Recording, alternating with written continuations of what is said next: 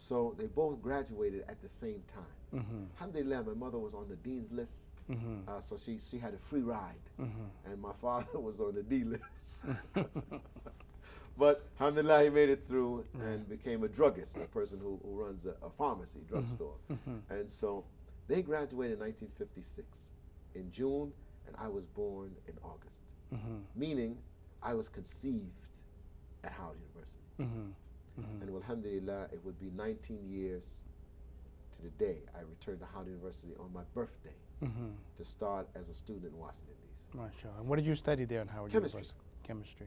I studied chemistry in undergrad, in graduate school, genetics and human genetics for the master's, and worked on the PhD. So alhamdulillah, in that environment, I was learning a lot. I mean, there was still, in 1974, there was still a robust social movement, struggle in America. And my faith journey and my politics were joined together. So I went back home and I asked the priest, well, what about Christmas? Was Jesus born on December 25th?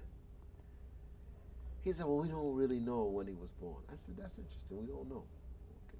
I said, could Jesus have been born on December 25th, as far as we know? Could he have been born?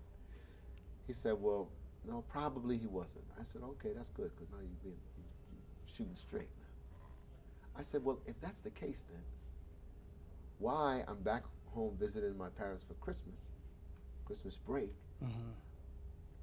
do you think, Father, it might help the congregation if you let them know that we're just doing it this day, but it's not really this day, right? I mean, why you don't tell the people?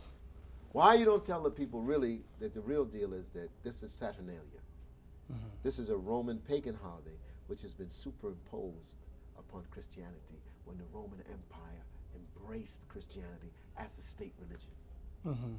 And that the 12 days of Christmas don't have anything to do with this. It has to do with reconciling the solar and lunar calendars, which are apart by about 12 days. And the tree, Father, what does that have to do with Christmas? Oh, that's another pagan thing, I said, he don't have any answers for me. I'm being respectful. But he's saying to me, yes, I agree with you, I agree with you, I agree with you. These things don't have to, but they become a part of it. And this is just a way for us. I said, no, this is the rebirth of the S-U-N, Father. It is a solar worship. And this is the winter equinox, right? That's what it is. I mean, it's the winter solstice. Easter is the equinox. That's what we're doing. So it was clear I wasn't going back to that. But I still believe in this, that God exists and that these teachings to the prophets are real. It isn't until I'm at university and I begin studying now and meeting Muslims. And Muslims who are saying, quite frankly. Now, did you know any Muslims before you went to the university? Now, this is you asking a very, very heavy question. You see, many people, when you look at your own path, when you're in it, you don't see the significance of what's happening.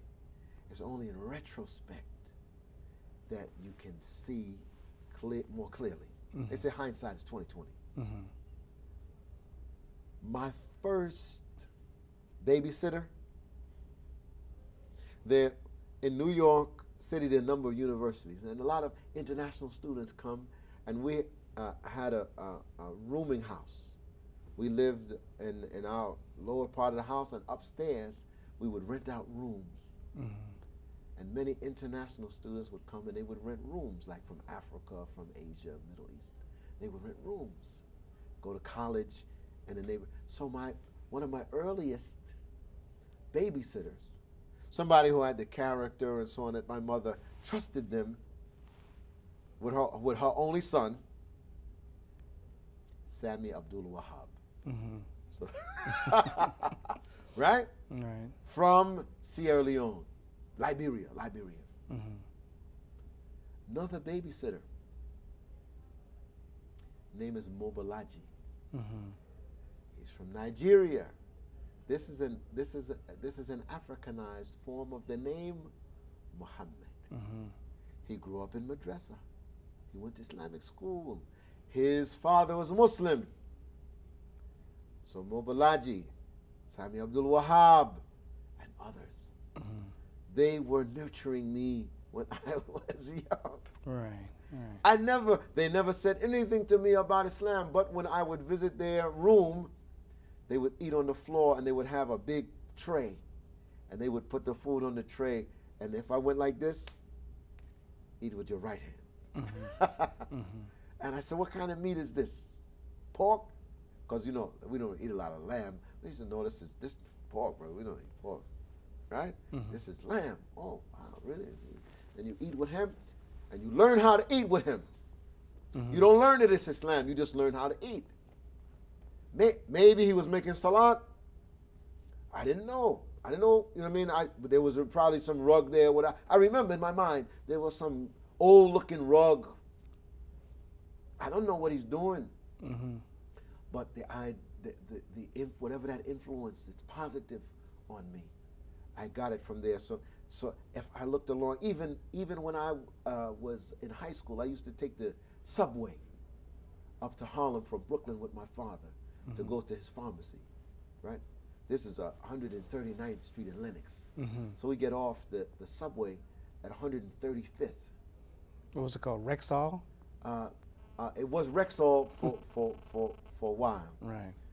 But the name ultimately was Delano Pharmacy in the Delano Village area. Have you ever been the Bronx people? We're very close to the Bronx, so that part, a lot of Bronx people, they would come over sometimes. You might have experienced the Delano Village area, right? But alhamdulillah, we would ride up on Saturday mornings,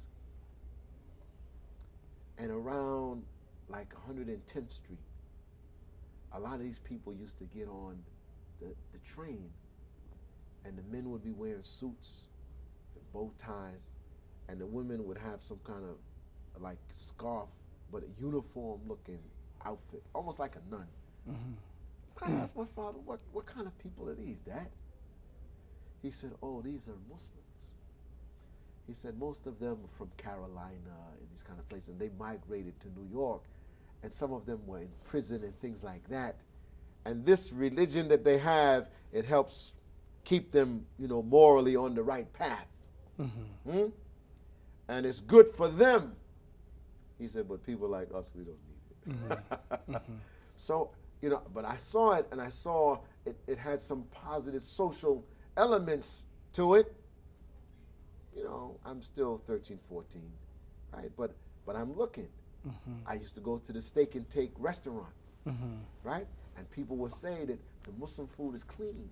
I used to go there and get some bean pie, and I saved my little money, get a steak and take, you know, cheesesteak with Now you cheese. said get some bean pie. There's some people who are watching this, they never heard of a bean pie before. What's a bean pie? Well, you know, I'm for you. You listen, I'm on a documentary, a mini documentary called Bean Pie, My Brother. And Come on, tell us what a bean pie is, my brother. And I tell you, my brother, that if you come to America and you're a Muslim and you leave and you never had a bean pie, you have not had an authentic American Muslim experience. Well, alhamdulillah, Malcolm X, with the help of his sister, who used to make bean pies, and I'm sure it wasn't nothing unique to the Nation of Islam, but Malcolm decided that it would be good if they industrialized the bean pie.